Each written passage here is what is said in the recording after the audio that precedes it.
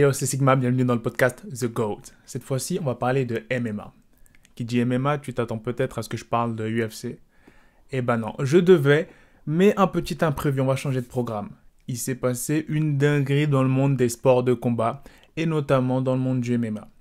En effet, récemment, Rogue aka Oumar Kane vient de vaincre, de battre, d'anéantir le grand Alain Ngalani après seulement 2 combats de MMA. Donc c'était son 2e combat de MMA et il l'a battu. Alors, tu dois te demander, mais c'est qui Alain Ngalani? C'est qui Oumar Kane aka Rogue? On va commencer par Rogue. Rogue, c'est un ancien champion de lutte sénégalaise, extrêmement connu dans ce domaine-là, donc dans cette pratique qui est extrêmement populaire et démocratisée en Afrique. Et il est très impressionnant et très explosif, ce Rogue. Et donc, il a fait la transition, après avoir eu une illustre carrière dans ce sport-là, en MMA. Et donc, il a fait la transition chez Ares, son premier combat. Son premier combat chez Ares, il s'est extrêmement bien passé et c'était vraiment, on peut appeler ça une boucherie. Il a affronté Sofiane Boukissou, qui est un Français d'ailleurs, big up à lui. Et malheureusement, Sofiane Boukissou n'a pas eu de chance, parce que dans son dernier combat, il s'est fracturé la jambe, le tibia, la blessure à la Anderson Silva. Du coup, son dernier combat, c'était une défaite. Mais ses managers se sont dit, tiens, c'est une bonne idée. Il y a Rogue qui va faire ses débuts en MMA, on va envoyer Sofiane là-bas. Pas très bonne idée, parce que le mec, ce qu'il lui a mis, c'était hyper impressionnant. Ça me fait penser même à une image que j'ai vue. À un moment, Sofiane, il le prend et il le bloque dans un kimura. T'as Rogue qui lève son bras comme ça et qui sort de la kimura juste en levant son bras. Genre une sortie de kimura, t'as peur. C'est vraiment impressionnant. Le mec, c'est une machine.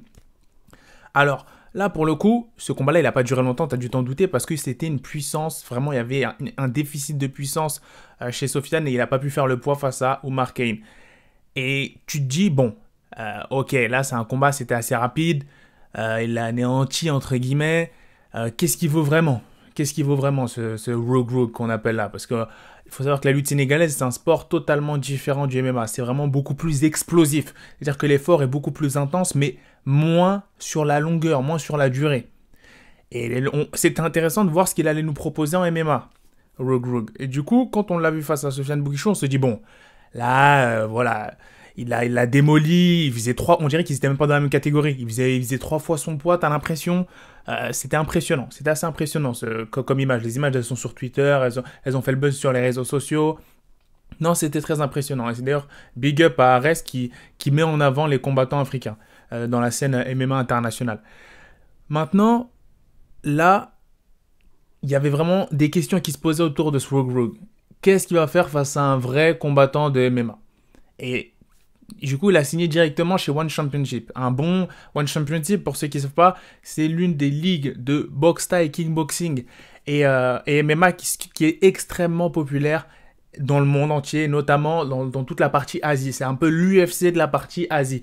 Et c'est extrêmement populaire. Si tu ne regardes pas l'UFC, tu regardes le One Championship. Ou le Bellator, mais voilà, c'est un peu dans la même ligue, on va dire. Même si l'UFC reste un peu légèrement au-dessus en termes de MMA. C'est beaucoup plus élitiste. Et du coup, il y a eu ce combat-là, Rogue, Alain Ngalani. Et déjà, moi, je vous ai dit tout de suite, je savais même pas qu'il allait se faire. Parce que, voilà, moi déjà, je savais, j'ai juste vu la nouvelle en voyant le résultat. Et là, je vais sur les réseaux et je vois Rogue bat Alain Ngalani. Je me dis, mais non, c'est pas possible. Ce qui est cool avec le One FC, One Championship, c'est qu'ils mettent leur combat en intégralité sur YouTube. Et je vais checker et c'est impressionnant. C'est-à-dire que t'as Alain Ngalani qui va essayer de le boxer, qui le domine légèrement, qui a le centre de l'octogone et qui va essayer de le dominer un peu debout.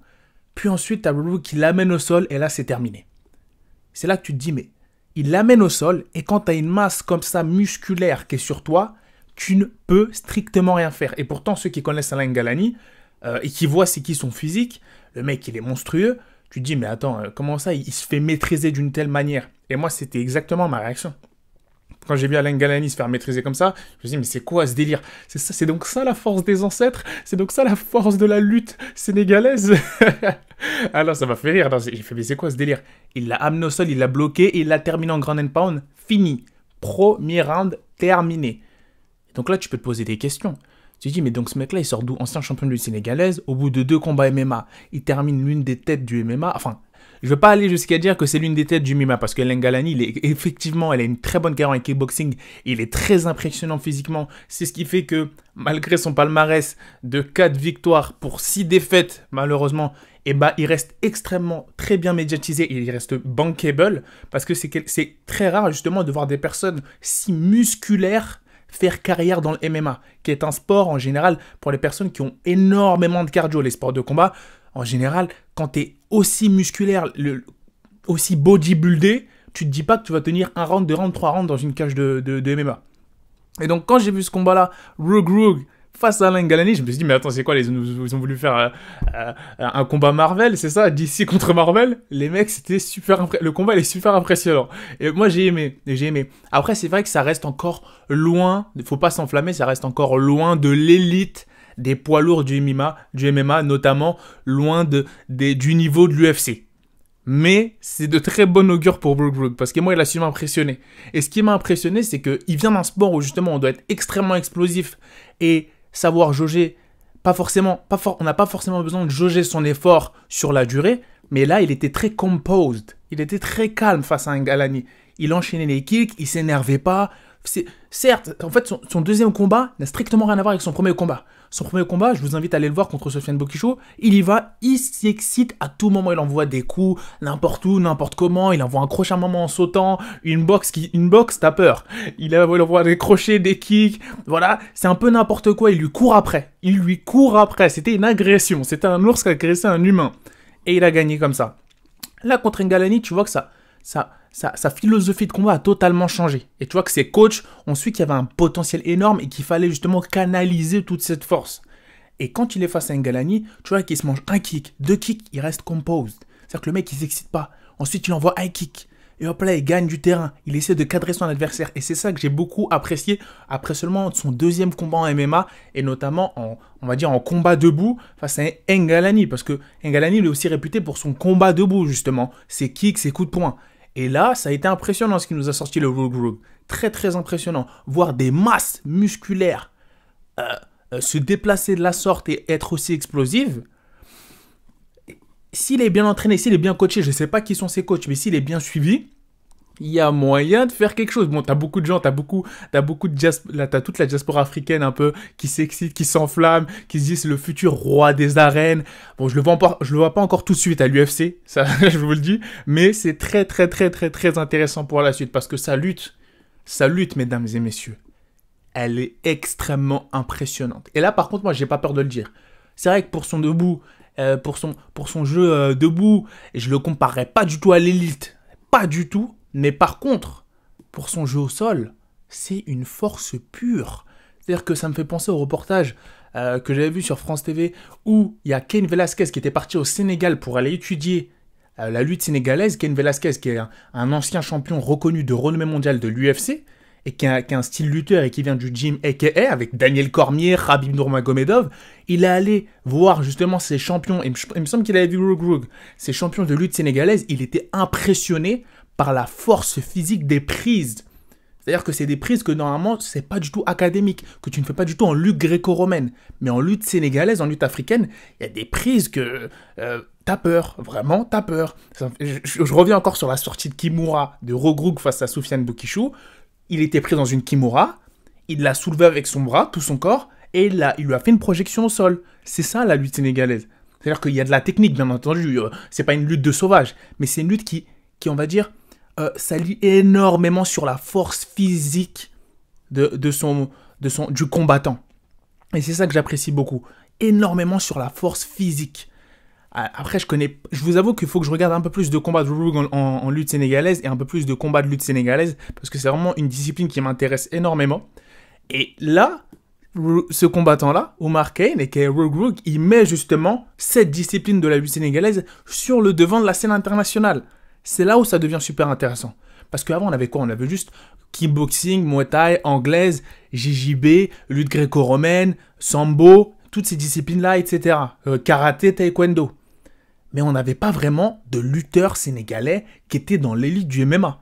Et voir un lutteur sénégalais faire ça dès son deuxième combat, excusez-moi, c'est impressionnant. Excusez-moi, c'est impressionnant. Je vous invite à aller voir ces combats à Rogue Rogue. Vous allez être choqués. Et ce qui est encore plus, on va dire, divertissant, c'est la réaction des commentateurs américains ou européens. Les mecs, ils font, mais c'est quoi ce délire? Mais ils sont complètement bluffés par la manière de lutter et la force physique, vraiment. C'est pas quelque chose que tu vois dans une cage. C'est beaucoup plus stratégique. Même Daniel Cormier ou John Jones, qui sont de grands lutteurs d'élite, vont être beaucoup plus stratégiques dans leur ramener au sol. Rogue Rogue, c'est de la force pure. Et c'est là que tu as envie de le voir face à un... Moi, j'ai réellement envie de voir, pas forcément dans un combat de MMA, parce que je pense que l'issue, elle va être vite revue, elle va être vite réglée, mais j'ai envie de voir Rogue Rogue dans un combat de lutte face à un John Jones ou un Daniel Cormier, ou même un Francis Ngannou. Enfin, voilà, quoi, j'ai envie de voir ce mec-là à mesurer sa lutte face à des combattants de MMA d'élite. Et c'est là où la hype, elle commence à monter. C'est là où la hype, elle commence à devenir très, très, très intéressante avec ce Rogue Rogue.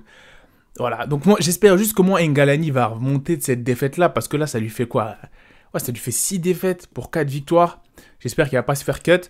Une pensée aussi pour Sofiane Boukisho, encore une fois.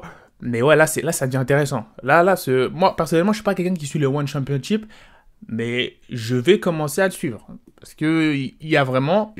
Ces dernières années, j'ai vraiment manqué des beaux combattants. De très bons combattants que je n'ai pas suivis parce que je n'ai pas suivi cette organisation et j'étais fixé sur l'UFC et le Bellator. Or, le One Championship, c'est pas pour rien si Demetrius Johnson, après avoir été champion pendant des années à l'UFC, il est parti au One Championship. Ça me fait penser à Serge Northcutt qui... Il a fait UFC One Championship et il s'est fait casser, il s'est fait fracturer le visage. Parce que là-bas, il y a des vrais tueurs. Il y a des vrais killers. Pardon, micro, excuse-moi. Il y a des vrais killers. Il y a vraiment des vrais killers dans le One Championship. Et le courage que ça prend après seulement 2 combats de MMA, de faire Ares One Championship, ça vous laisse déjà présager de l'état d'esprit qu'il y a dans la tête de Rogue Rogue. Un instinct de killer. Aucune peur, le mec. Aucune peur. Parce que même au niveau adversaire, au niveau standing et pédrier, certes, je pense que Boukisho a un meilleur palmarès qu'Alain Ngalani, mais niveau hype et niveau renommée, Ngalani, je sais pas s'il est plus au-dessus ou pas, enfin, je pense, je présume, mais ouais, voilà, c'est que il a peur de rien, ce Rogue Rogue. Il a vraiment peur de rien. J'aimerais bien le voir à l'UFC. Pas tout de suite, bien sûr, pas tout de suite, mais vu la tournure des événements, je pense qu'ils vont pas tarder à l'envoyer au bout de 4-5 combats à l'UFC, ce mec-là. Et vu l'argent et la hype qu'il va ramener, et faut pas oublier que c'est un business, hein. Il peut, et ça c'est vrai qu'il y a beaucoup de choses dans les sports en général, on néglige un peu ce marché-là, mais là, Dana White, il y a un beau marché, il y a le marché africain, il y a tous les fans africains qui sont derrière Rogue Rogue. Ça peut faire un effet Conor McGregor à la irlandaise, mais à l'africaine, cette fois-ci avec Rogue Rogue. Et personnellement, il y a même tous ceux de la diaspora africaine qui ne sont pas forcément sénégalais, qui se disent, mais wow, là c'est bien d'avoir, on va dire, une discipline africaine qui est sur le devant de la scène. Donc je trouve que ce mec-là est à suivre. Est-ce que toi tu penses personnellement qu'il va faire long feu? Est-ce que tu penses qu'il a ses chances de tenir au plus haut niveau? Je te pose cette question. Mets-moi en commentaire ce que tu penses du combat. Mets-moi en commentaire si tu vas monter dans le wagon de la hype, Rogue Rogue. Et si tu as apprécié cette vidéo, n'hésite pas à liker, commenter et à nous suivre sur Instagram, @thegoat_MMA boxing. Hospitalize a brick. I'm so mean, I make medicine sick. Give me 5, give me 10, call me daddy. Everybody.